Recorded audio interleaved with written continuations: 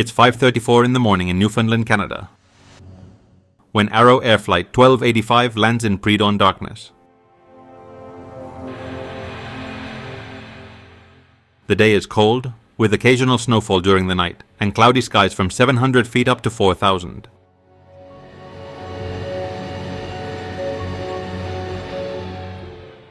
The 248 passengers of Flight 1285 are asleep. Now they will have an hour to stretch and buy some souvenirs at the airport while the crew refuels the aircraft and prepares for the final leg of this long flight.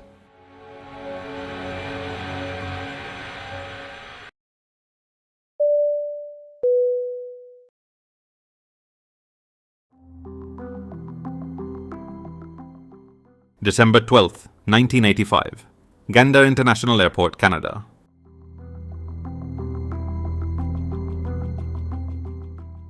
It's 6:20 in the morning, when Arrow Air Flight 1285 finishes refueling to resume its journey to its final destination in Kentucky, USA.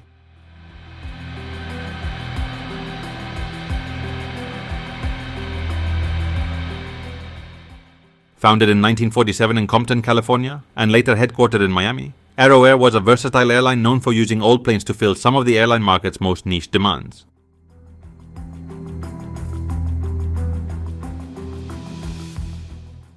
In October 1985, Arrow Air signed a contract with the Department of Defense to transport troops to and from bases on the Sinai Peninsula in Egypt, with the aim of enforcing peace between Egypt and Israel following the Camp David Accords of 1978.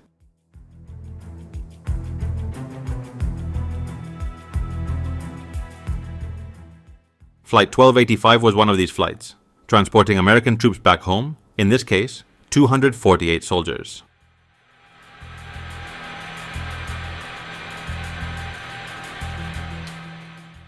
The relieved unit was the famous 101st Airborne Division of the U.S. Army, nicknamed the Screaming Eagles, whose central role in the D-Day invasion, the Battle of the Bulge, and other significant battles has made it one of the most important and famous units in the U.S. Armed Forces.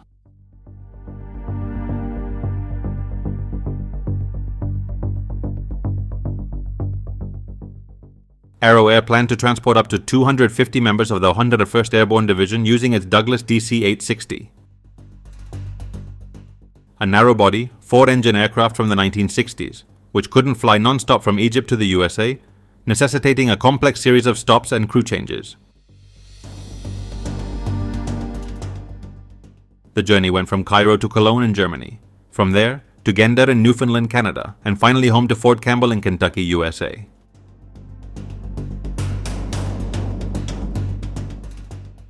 Initially, the trip was supposed to board 250 soldiers, but one soldier was rebooked on another flight, and another was denied boarding in Cairo after losing his passport, bringing the final total to 248. Also on board were 8 crew members, including 3 cockpit crew members: Captain John Griffin, 45 years old, First Officer Joseph Connolly, 45 years old, and Flight Engineer Michael Fowler, 48 years old.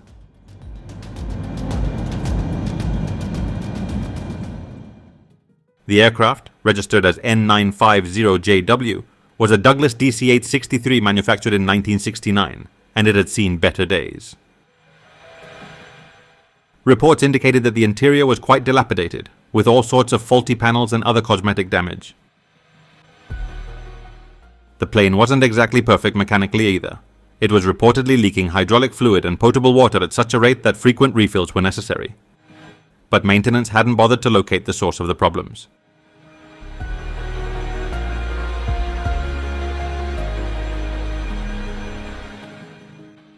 At 6:30, the co-pilot checked the exterior of the plane to see if ice had accumulated on the wings. He returned to the cockpit and informed the captain that there was very little ice. They had only been in Gander for an hour, so there couldn't have been significant ice buildup despite the light freezing drizzle falling at that time. Meanwhile, the engineer and captain completed the weight calculations.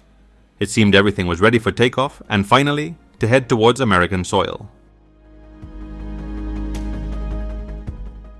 The soldiers settled in again, some having gone out to buy souvenirs for their families, while others preferred to continue sleeping.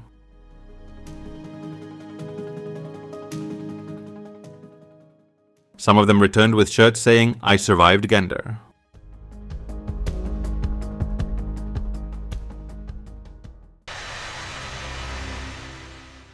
At 6:45, the DC-8 was ready at the runway threshold for takeoff.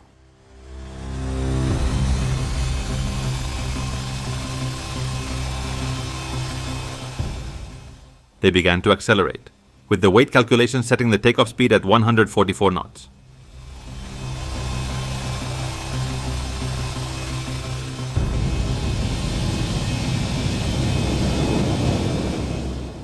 They reached V1 without problems.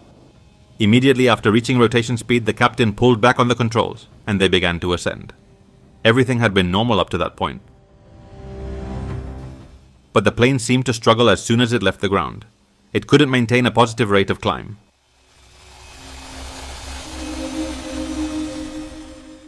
The speed reached 172 knots and did not increase further. The DC-8 began to lose altitude.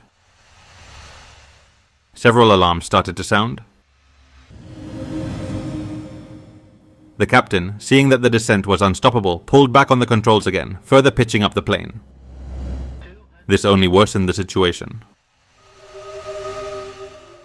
The speed loss increased, and a few meters later, the DC-8 with 256 people on board crashed into a forest near the airport.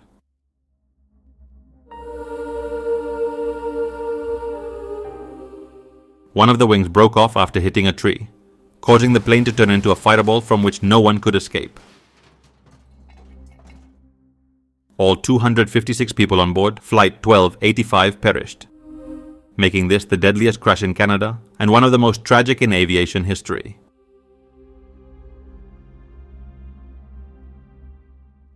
Airport emergency services quickly rushed out in search of survivors, but upon arrival, they found only a charred heap of wreckage. Some witnesses claimed that the plane was emitting fire from its underside as it descended. The day after the accident, while authorities began investigating the causes, the Islamic Jihad, a Shiite Muslim extremist group, claimed responsibility for downing the plane to demonstrate that they could bring down an aircraft full of Americans anywhere in the world.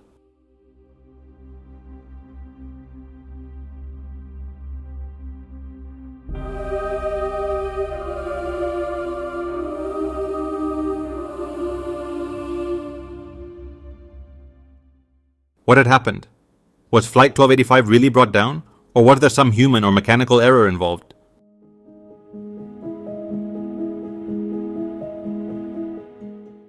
Nine members of the Canadian Aviation Safety Board took charge of the investigation. Meanwhile, the Pentagon issued a statement rejecting the Islamic Jihad's claim of responsibility for the accident.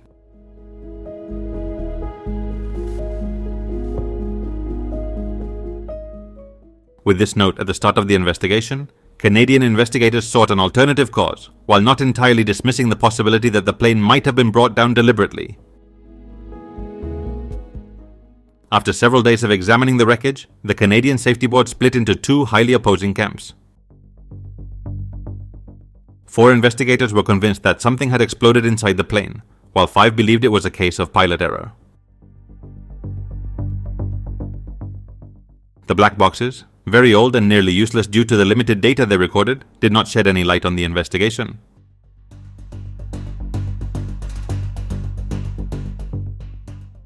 The 5 investigators pointing to pilot error based their reports on the lack of anti-icing measures on the wings before takeoff, combined with an incorrect weight calculation by the pilots.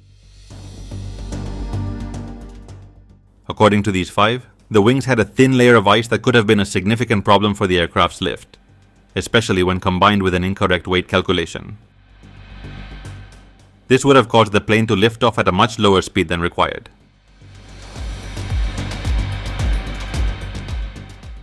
The pilots had calculated the weight based on commercial aviation charts, as they had no other data available, which estimated the average weight per person plus luggage at around 77 kilograms. This average was calculated considering the mix of men, women, and children who usually travel on planes. However, this flight was very different, with 248 passengers, all men, strong soldiers, most of them large, and their luggage, which was also significantly heavier than that of a typical traveler. This led investigators to believe that the actual weight was very different from the pilot's calculations. They estimated the error to be around 20,000 kilograms. Combined with the ice on the wings, this would have caused the DC-8 to stall just seconds after takeoff.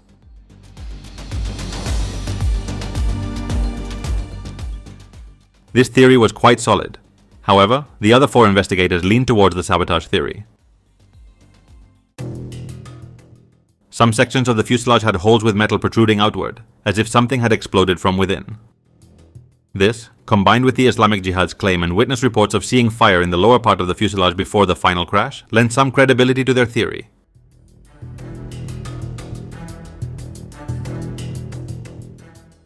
However, one fact worked against them. After several tests, no traces of explosives were found on any part of the fuselage. So then, did Arrow Air Flight 1285 crash due to ice on the wings and incorrect weight calculations?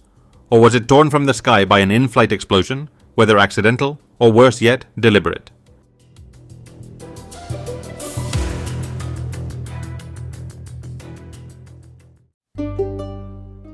The Canadian Aviation Safety Board would never come to an agreement.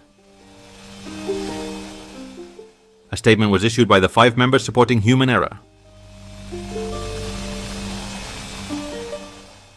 The Canadian Aviation Safety Board could not determine the exact sequence of events that led to this accident. However, the board believed that the weight of the evidence supports the conclusion that shortly after takeoff, the aircraft experienced an increase in drag and a reduction in climb, resulting in a loss of lift at low altitude from which recovery was not possible.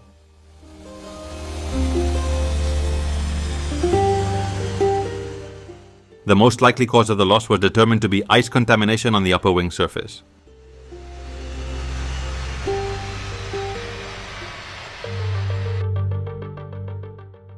In response, the other 4 members released a statement summarizing that the accident was caused by an in-flight fire that may have resulted from unknown detonations, causing failures in the aircraft.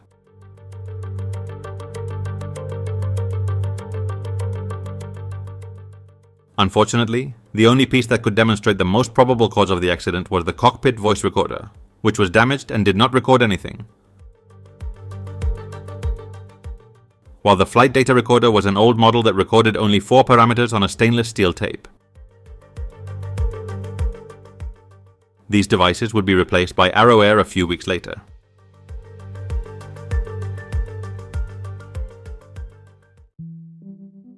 At the crash site, a monument was erected in memory of the victims of Flight 1285, named Silent Witness. In Fort Campbell, a monument was erected in memory of the 248 soldiers of the 101st Airborne Division of the United States Army. And nearby there is a memorial park in Hopkinsville, Kentucky,